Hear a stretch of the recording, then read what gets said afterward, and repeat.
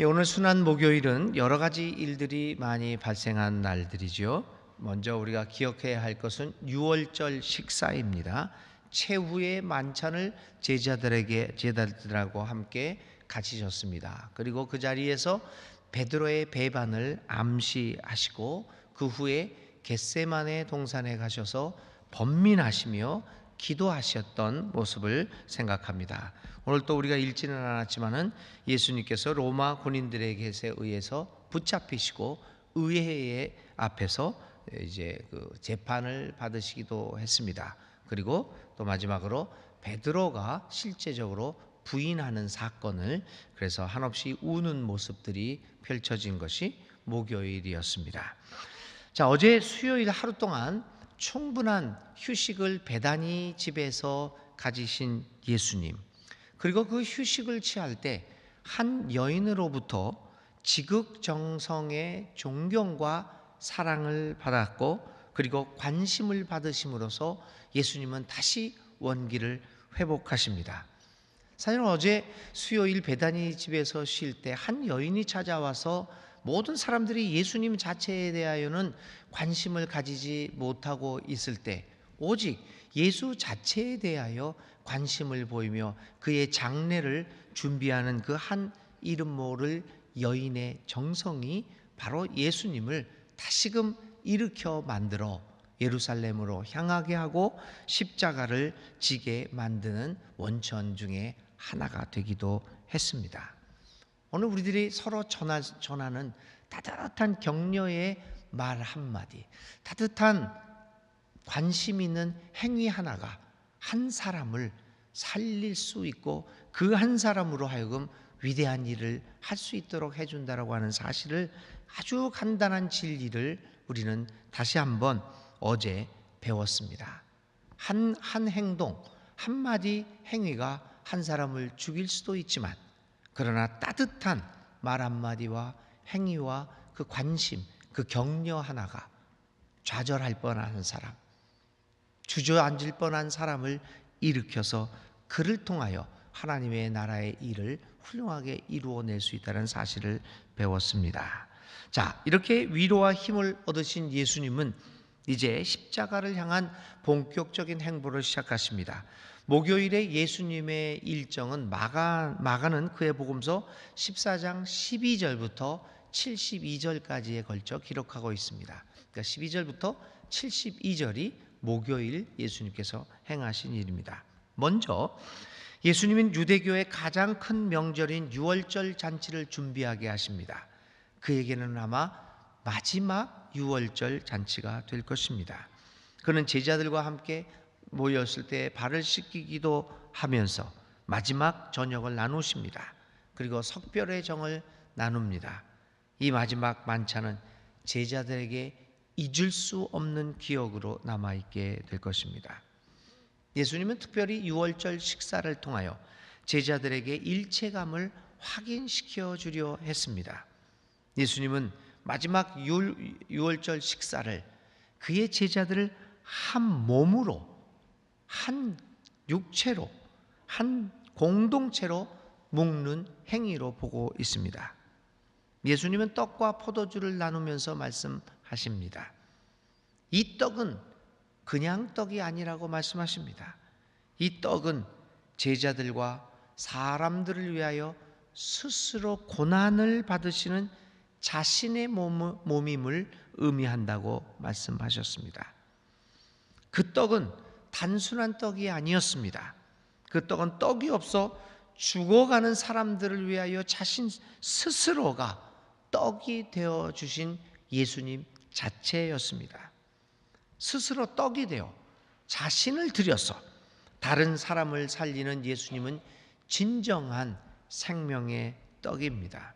오늘도 그분은 우리의 떡이 되셔서 우리에게 진정한 생명을 주고 계십니다. 떡이 진정한 떡이 되는 것은 생명을 줄 때입니다. 아무리 많은 것을 먹었더라도 그것이 우리에게 생명을 주지 못하면 그것은 진정한 의미의 떡이 아닙니다. 그래서 이사야는 예전에 왜 너희들이 배부르게 하지도 못하고 너희를 살려주지도 못하는 그 양식을 위하여 그렇게 쓰고 그렇게 돈을 쓰느냐? 무엇 때문에? 먹어도 배부르게 해주지 못하고 우리를 살리게 해주지는 못하는 그 양식을 위하여 왜 이렇게 수고하느냐? 나에게로 오라, 그 이사야를 통해서 말씀하기도 했던 것을 우리는 기억합니다. 예수님은 스스로를 드림으로써 우리에게 진정한 생명을 주는 진정한 양식이 되셨습니다. 나는 생명의 빵이다. 누구든지 이것을 먹으면 죽지 않는다. 나는 하늘에서 내려온 살아있는 떡이다. 이 떡을 먹는 사람은 누구나 영원히 살 것이다. 내가 줄 떡은 나의 살이다. 그것은 세상에 생명을 준다 라고 주님께서는 말씀하셨습니다. 이 떡을 먹고 생명을 얻어 예수님의 발자취를 쫓아가는 우리 모두가 되어야 하겠습니다. 그 예수님과 제자들은 만찬을 끝낸 후에 산으로 올라가십니다. 그리고 도중에 베드로에 대하여 말씀합니다. 베드로가 예수님을 부인할 것이라고 말합니다. 베드로는 강하게 부정하지만 그것은 후일 움직일 수 없는 이 사실로 드러나게 됩니다.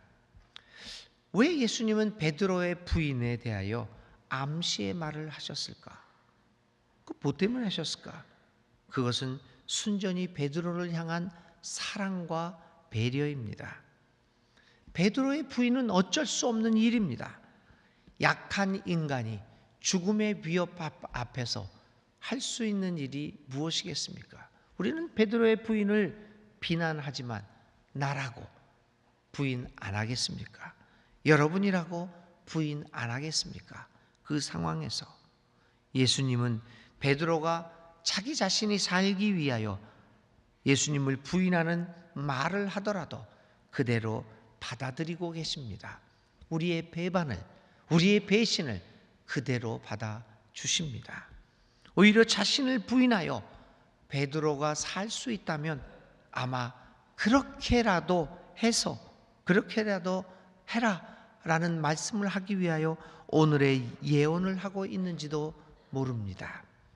문득 베드로의 부인의 사건을 보면서 일본의 엔도 슈사쿠의 그 옛날 소설인 침묵, 요새 영화가 되어서 나왔죠. 영화는 엔도 슈사쿠의 침묵의 원전하고는 조금 다르게 되어 있기는 하지만 대부분의 생각을 전해주고 있습니다. 엔도 슈사쿠의 침묵이라는 소설이 생각납니다. 일본에서 선교하고 있던 크리스토퍼 베레이라라는 신부가 어느 날 행방불명이 되고 그 신부가 배교했다는 소식이 전해집니다. 그러자 그를 존경했던 포르투갈의 3명의 제자가 신부가 생명을 걸고 일본으로 잠적해 들어가는 것으로부터 이 침묵이라는 소설은 시작됩니다.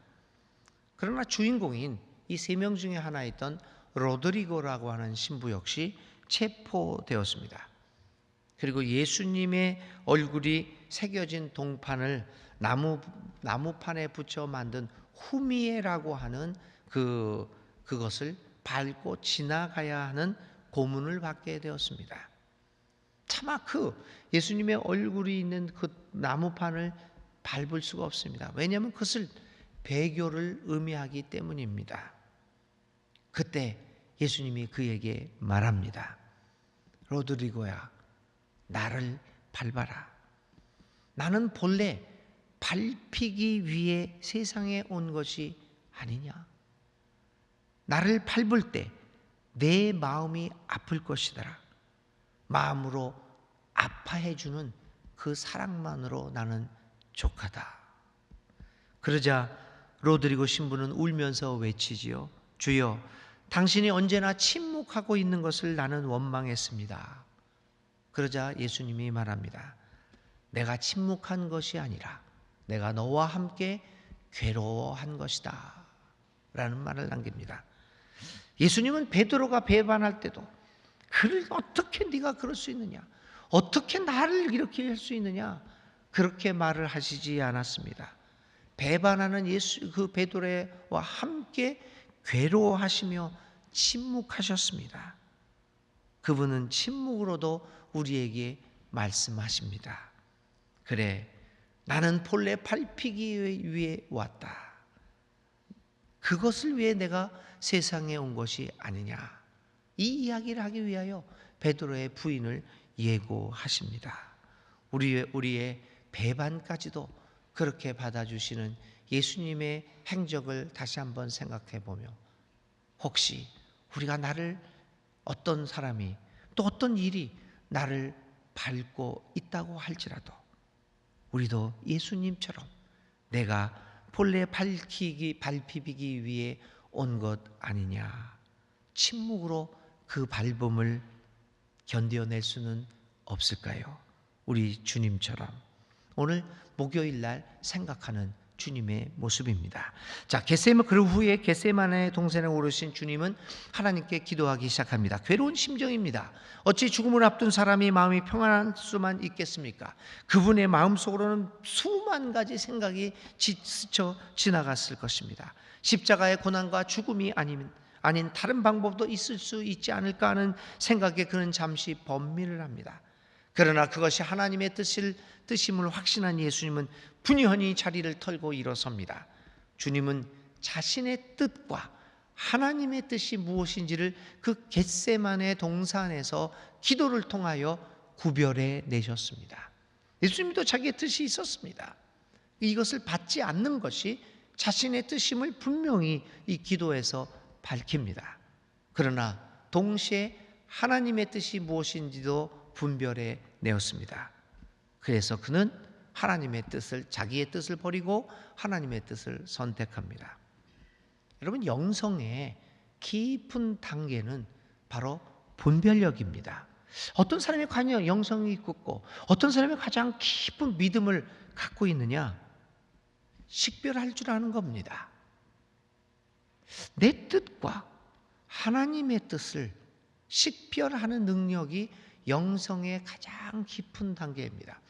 우리가 영성사를 보면 이 기독교사에서 깊은 영성의 발자취를 남겼던 여러 사람들이 있습니다. 베네딕트 수도네, 도미니크 수사, 다미안 수사, 프란시스코 성자, 이런 여러 영성의 스승들이 있습니다. 그 사람들의 특징은 한결같이 그거였습니다. 분별력이었습니다. 깊은 분별력입니다. 우리는 깊은 영적인 기도 생활을 통하여 여러 가지 소리를 듣습니다. 그러나 중요한 것은 그것이 나의 내면의 소리인지 그것이 하나님의 소리인지를 구별하는 경우입니다. 많은 경우 내 소리를, 내가 탁 이렇게 받은 소리들을, 나의 내면의 소리, 그것을 하나님의 소리로 착각하여 그것을 확신하고 일을 행할 때 큰 문제가 발생합니다. 그래서 이 분별력이 영성의 깊은 단계인데, 오늘 예수님은 이 겟세마네 동산에서 바로 영성의 가장 깊은 단계인 분별력을 보여줍니다. 그것은 오직 하나님과의 깊은 만남을 통하여 이루어지는 것입니다. 우리는 너무나도 쉽게 내 자신의 소리를 하나님의 소리로 착각합니다. 우리의 영성이 늘 저 깊은 단계까지 내려가지 못하고 늘 표면에서 맴돌기 때문이지요. 오늘 우리는 예수님의 기도의 모습에서 하나님 체험이 얼마나 중요한가를 보고 있습니다. 번민 가운데 그는 하나님의 음성을 식별합니다. 그리고 자신의 뜻을 버리고 하나님의 뜻을 택합니다. 우리가 고난주간에 예수님을 바라보면서 예수님의 영적 분별력을 본받아야 할 것입니다. 영적 분별력을 가지고 우리는 하나님 나라를 향한 발걸음을 옮길 수 있습니다. 기도가 끝난 지 얼마 후 유다가 대제사장들과 율법 학자들, 유대교의 우두머리들이 보낸 사람들을 이끌고 동산으로 옵니다. 그리고 예수님께 입을 맞춥니다. 그것이 신호였습니다. 여러분, 얼마나 비열한 행동입니까? 사랑을 가장한 증오입니다. 친절을 가장한 횡포입니다. 그리고 예수님은 체포됩니다. 그런데 재미있는 일이 발생합니다. 체포되는 예수님은 당당합니다. 오히려 예수님을 잡으러 온 사람들에게 말합니다. 너희는 칼과 몽둥이를 가지고 나를 잡으러 나왔느냐? 내가 날마다 성전에서 너희와 함께 있으면서 가르치고 있었지만 너희는 나를 잡지 않았구나. 이렇게 당당하게 자기를 잡으러 오는, 죽이러 오는 사람에게 얘기합니다. 이것을 어찌 여러분 체포당하는 사람의 모습이라고 말할 수 있겠습니까? 얼마나 당당하십니까? 체포당하시는, 그리고 당당하게 체포당하시는 예수님을 보면서 우리의 모습을 생각해 봅니다. 우리는 어느덧 예수님의 제자로서의 그 당당한 모습을 잃어버렸습니다. 이익과 물질의 유혹 앞에서 우리는 늘 비굴한 모습을 보이고 말았습니다. 너무나도 손쉽게 귀한 예수님의 복음을 값싼 복음으로 만들어 보려고 버렸습니다. 우리는 어느덧 유다처럼 온갖 포장된 모습의 삶을 살아가고 있습니다. 우리는 예수님이 체포당하는 것을 보며 그를 불쌍히 여기며 울 것이 아니라 오히려 포장된 삶을 살아가며 당당함을 잃어버리고 늘 이익과 물질의 신 앞에서 너무나도 손쉽게 무릎을 꿇고 그 유혹에 묻혀서 살아가고 있는 우리들 자신을 불쌍히 여기며 오늘 목요일 울어야 할 것이 아니겠습니까? 오늘 이 아침에 우리는 잡혀가시지만 당당한 모습에, 그분의 당당한 모습과 비교되는 우리의 삶의 피곤한 모습을 상상해 보면서 기도합시다. 회개의 기도를 올립시다. 예수님은 곧바로 대제사장에게로 끌려갔고 유대교의 기득권자들 앞에서 소위 재판을 받습니다. 예수님을 해하기 위하여 이 사람 저 사람 거짓 증언들을 늘어놓는 무리들, 얼마나 한심한 모습입니까? 그런데 문제가 발생합니다. 이렇게 저렇게 여러 사람들이 이야기하는 증언들이 서로 들어맞지 않다는 것입니다. 그렇죠. 거짓으로 증명하려다 보니 결국 자신들끼리 충돌이 일어나게 된 것입니다. 이것이 하나님의 이치입니다. 거짓은 결국 자신들끼리 싸워서 멸망합니다. 자멸합니다. 그래서 우리는 거짓이 흥행하는 것을 보고 너무 의기소침할 이유가 없습니다. 그것은 결코 망하고 말 것이기 때문입니다. 시편 1편은 이렇게 이야기하지요. 그러나 악인은 그렇지 않으니 한낱 바람에 흩날리는 쭉정이와 같다 라고 말씀합니다. 의회 앞에서도 예수님은 당당함을 잃지 않습니다. 우리도 예수님의 당당함을 본받아 어떤 고난과 어려움 속에서도, 아니 선이 악에게 지는 것 같아 보이는 그 순간에도 하나님 나라를 향한 열망과 그 당당함을 잃지 말아야 합니다. 베드로는 예수님의 재판정까지 따라갑니다. 용감한 사람입니다. 그러나 그는 마지막 순간에 그만 예수님을 모른다고 부인하고 맙니다. 이미 예수님께서 예견하셨던 일입니다. 베드로는 닭 울음소리를 듣고 예수님의 말씀이 생각나서 울었습니다. 베드로의 울음은 자신의 잘못을 회개하는 울음소리만은 아니었을 것입니다. 그 울음은 회개의 소리를 넘어서 오히려 자신이 부인할 행동을 미리 아시면서도 그를 안아주시고 발까지 씻어주시고 떡과 포도주를 주셨던 자신의 스승의 사랑과 섬세함을 생각하며 흘린 눈물일 것입니다. 재판정에서 불의한 재판을 잡으시는 예수님, 배반할 걸 알고 계시는 우리들을 용납하시고 우리가 계속해서 한 번이 아니라 지속적으로 예수님을 배반하고 부인할 것을 아시면서도 우리를 끝까지 사랑하시는 그 예수님의 사랑을 생각하며 오늘 목요일 예수님이 잡히시던 밤에 베드로가 울었던 것처럼 우리도 엎드려 울지 않을 수 없을 것입니다. 목요일 예수님은 잡히셨습니다. 하나님, 오늘 목요일의 행적을 돌아보면서 다시 한번 주님 앞에 고개 숙입니다. 배반할 걸 알면서도 우리의 발을 씻어주시고 우리에게 떡과 포도주를 나눠주시는 예수님의 모습, 그 사랑 앞에 우리는 엎드려 울지 않을 수 없습니다. 주님, 그 사랑에 감복하여 우리들도 당신처럼 살아가게 하여 주시옵소서. 예수님의 이름으로 기도를 드립니다. 아멘.